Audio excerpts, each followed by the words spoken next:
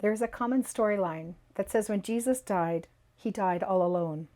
After all of his disciples fled his side, cutting and running out of fear that they would be next, or out of disappointment of all the ways that Jesus didn't live up to their expectations of what a Messiah should be. The story of Jesus' final hours is weighty on the soul.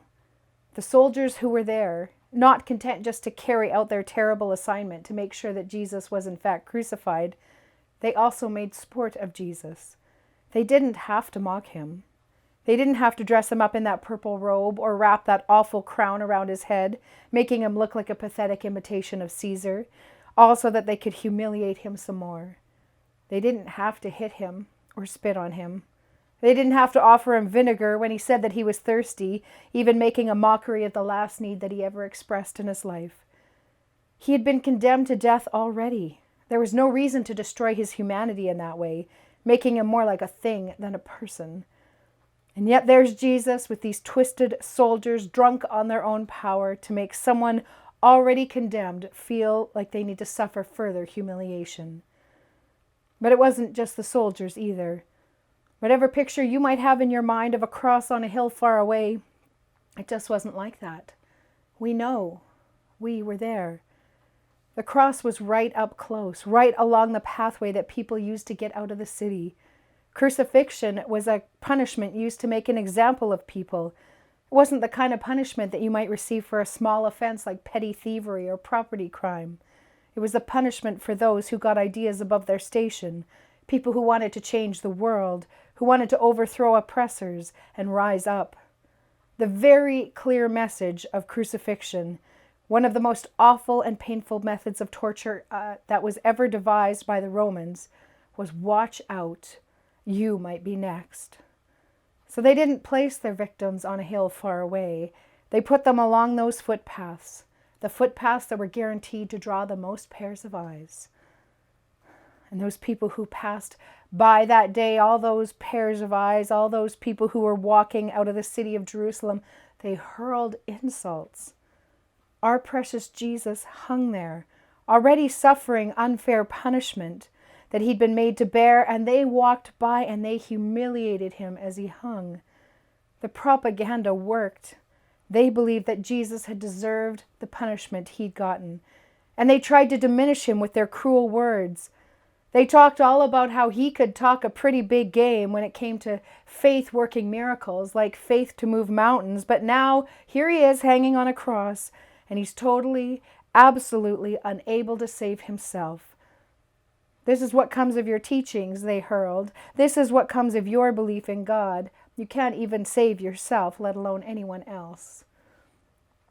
The chief priests agreed with them, and they continued to echo this talking point to anyone and everyone who would listen to them. Jesus said he was a Messiah. Well, look at that Messiah hanging on the cross right now.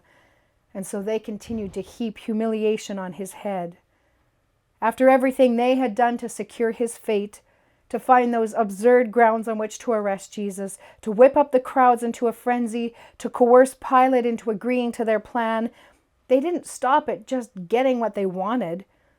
They had wanted Jesus hung on a cross, but now they couldn't stop talking about it, couldn't stop spitting on his claims and mocking his teachings. The teachers of the law were gleeful in their defeat of Jesus, who was so adept at handling them and debating them when he was at his best. But now that they had defeated him, or at least so they thought, they couldn't resist the urge to kick him when he was down. And the others who were crucified with Jesus, those people who had actually done something wrong, who had tried to overthrow the government in some way, they too got in on the action. It wasn't enough for them that they were suffering the same fate as Jesus that day. They too had to prove that they were better than he was. Even hanging there, suffocating and bleeding, they used the last gasps of breath that they had in their bodies to prove that they were better than Jesus. They wanted to prove that Jesus' view of a Messiah was so very inferior, even if it landed them in the same pot of hot water as it did him. They chose cruelty. They chose to elevate themselves, even though they were suffering from the same fate. Watching the scene unfold at the foot of the cross was one of the most difficult things that we have ever witnessed. all of us between us have witnessed quite a few things. No wonder Jesus felt so totally, absolutely alone as he hung there. No wonder it felt like there was nobody in the world who cared for him in his agony. No wonder he felt so hopeless that he cried out those forlorn words from Psalm 22, my God, why have you forsaken me?" It felt like everyone else had forsaken him. Could Jesus be blamed for thinking that God had done so too? But not everyone had forsaken dear Jesus. We could not be on the path with the ones who walked by, those ones who hurled insults, but we were as nearby as we could safely manage. We are the women, always in the background of the story, less talked about and less well known than the 12, but we were there, following Jesus wherever he went. Some of us were with him even from the beginning, when he had his start in Galilee, right from the early days of his ministry, and we provided for many of Jesus' needs. Some of us were from Jerusalem, women who had seen the awful things that were happening to Jesus, but who believed him anyway, who heard the words that people hurled at him, but didn't buy the hatred. We believed that Jesus was the Messiah as he said he was, even though he was hanging on the cross. Some of us have names that are recorded: Mary Magdalene, another Mary, Salome, but most of us remain nameless. But we were there. Even though the 12 had run away to find shelter and hiding places to save themselves while Jesus was on trial, we stayed. Even though Peter, who hung around for longer than the rest of them, denied that he ever followed Jesus before he too ran off weeping bitterly, we stayed. We watched all of this unfold with tears in our eyes, with agony in our hearts. If it had been in our power to stop any of this from unfolding, we would have. Any one of us would have stood between Jesus and those awful soldiers. Any one of us would have taken being spit upon or hit even just once, so that Jesus would have had to endure one less indignity. We would have taken him down from that barbaric cross if we had any ability to do so. We would have given him a cold, comforting drink of water, tried to look after that last need that Jesus expressed, because that's what we always did. We looked after Jesus' needs. But because of our gender, because we were powerless in the world, and because we're usually in the background, it was not within our power to do any of those things. Doing anything, something would have made us feel at least, useful. It would have made us feel like our devotion to Jesus made some sort of difference to him.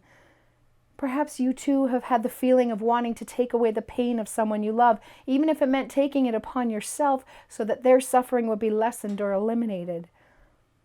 There's so much that happened that day that we wished we could have changed, that we could have taken on Jesus' behalf. There was so much of his suffering we wanted to ease, but that was not anything we had the power to do. And so we did the only thing that we could do. We ministered to Jesus with our presence. We witnessed the gruesome scene of the cross. We lived it with Jesus. We stood there, even at a distance, because it was the only place that we were given to stand. But we stood there all the same. We watched, we wailed, we wept, we groaned, we ached, we held each other, we whispered prayers of comfort for Jesus. We bore witness because we knew that he must feel so very alone. But we made sure that despite the horror of all that was happening, Jesus was never truly alone. So Jesus did not die alone because we were there. As we had been at the beginning of his ministry, so we were there in the end. We women gave the only gift we had to give Jesus because we were not able to do anything else. We gave Jesus the gift of our presence. We gave Jesus the gift of ourselves. Just a few faces that were not contorted in hate or twisted in a sneer. Just a few eyes that did not revile him but cried tears of pain for him. Just a few faces that looked on him with devotion instead of revulsion. Just a reminder that he was not totally alone. Even if everyone else ran away, we were still there. We chose not to look away.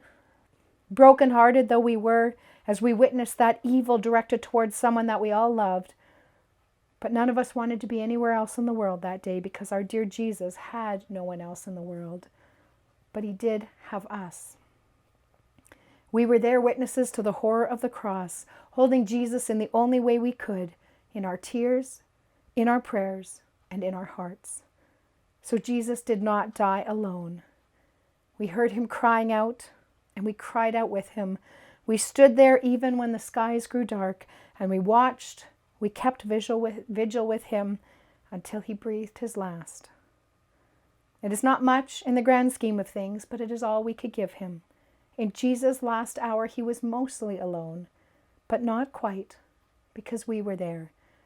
Even though we couldn't fix the situation or change it, we gave the only gift we could. We gave ourselves.